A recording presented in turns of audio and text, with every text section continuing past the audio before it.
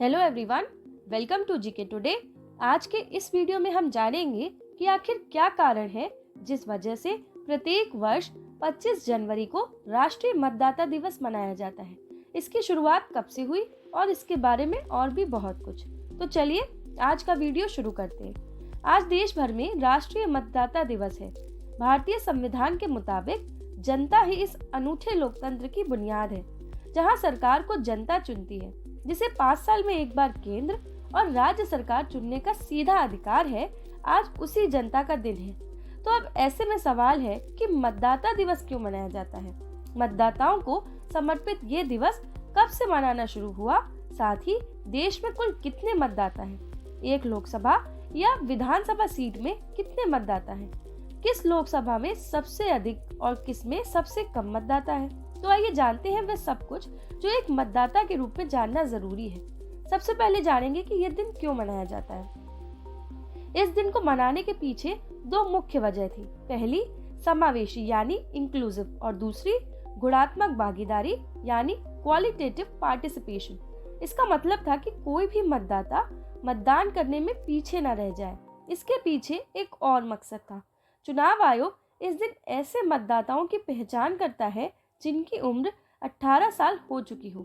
उन सभी के नाम मतदाता सूची में शामिल किए जाते हैं। 2022 में मतदाता दिवस की थीम चुनावों को समावेशी, सुलभ और सहभागी बनाना है। तो आइए अब जान लेते हैं इसकी शुरुआत के बारे में। साल 2011 में यूपीए 2 की सरकार थी। उस समय राष्ट्रपति प्रतिभा देवी सिंह पाटिल और प्रधानमंत्री मनमोहन सिंह थे। इस साल चुनाव आयोग की स्थापना को 61 साल हो चुके थे।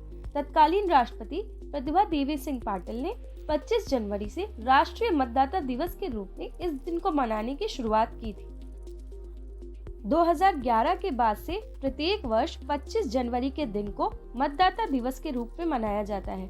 इसकी एक विशेष थीम भी होती है। इस दिन सरकार मतदाताओं को जागरूक करने के लिए अभियान चलाती है।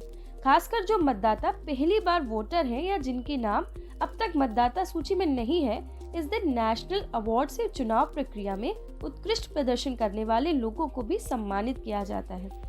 तो आइए अब जानते हैं कि भारत में कौन वोट दे सकता है।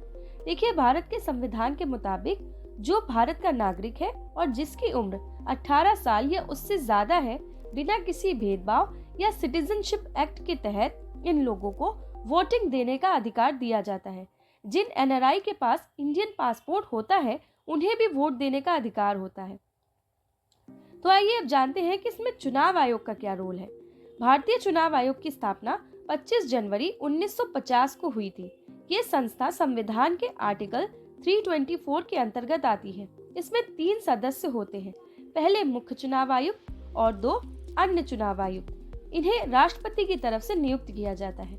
सभी का कार्यकाल 6 वर्ष का होता है और ये एक संवैधानिक संस्था है। देश में होने वाले सभी चुनावों को आयोजित करने की जिम्मेदारी भी चुनाव आयोग की ही होती है। इसमें लोकसभा, राज्यसभा, विधानसभा, विधान परिषद, राष्ट्रपति और उपराष्ट्रपति के चुनाव शामिल हैं। चुनाव के दौरान चुनाव आयोग एक गार्जियन की भूमिका निभाता है। यही चुनाव के सभी दिशा निर्देश भी तय करता है, जो उम्मीदवार और सभी राजनीतिक दल पर लागू होते हैं। अगर चुनाव के दौरान इन दिशा निर्देशों का उल्लंघन होता है तो चुनाव आयोग में इसकी शिकायत की जा सकती है। ये संस्था चुनाव से जुड़े सभी तरह के फैसले खुद लेती है। चुनाव के खर्चों पर नजर रखने के लिए इंडियन रेवेन्यू सर्विस, जो कि IRS है, के ऑफिसर्स इलेक्शन ऑब्जर्वर के रूप में भी कार्य करते हैं। तो आइए अब जानते हैं कि एक लोकसभा और विधानसभा सीट पर कितने मतदाता होते हैं। संविधान के मुताबिक 10 लाख की आबादी पर एक लोकसभा सांसद होना चाहिए, लेकिन भारत में ये आबादी 25 लाख है। राज्यों में आबादी के हिसाब से संख्या को बढ़ाने और घटाने की बात कही गई है। 1971 में देश और दूसरे राज्य की सीटों पर संख्या बढ़ती घटती रही है। इस हिसाब से 30 लाख लोगों पर एक सांसद और तमिलनाडु में करीब 20 लाख लोगों पर एक सांसद है। अगर 10 लाख की आबादी पर एक लोकसभा सीट को बांटा जाए तो भारत में इसकी संख्या 1375 सीट हो जाएगी। अकेले यूपी में ये सीट का आंकड़ा 80 से बढ़कर 238 हो जाएगा।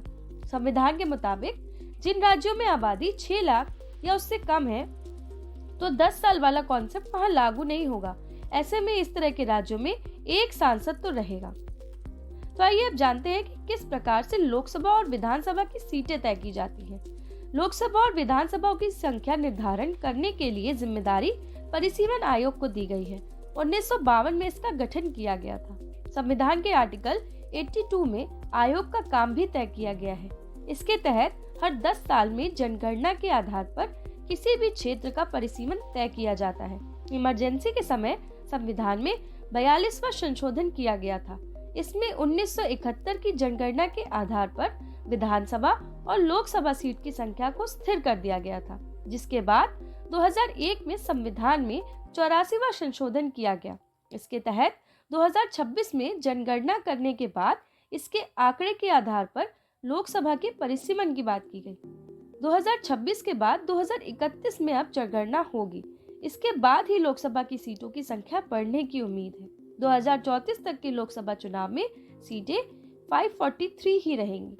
राज्यों की विधानसभा के लिए 2002 में परिसीमन आयोग का गठन किया गया था।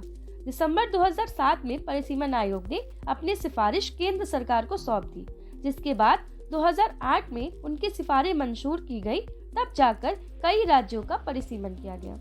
तो आज के वीडियो में बस इतना ही। अगर आपको ये जानकारी अच्छी लगी है तो कमेंट सेक्शन में जरूर बताइएगा। Thank you.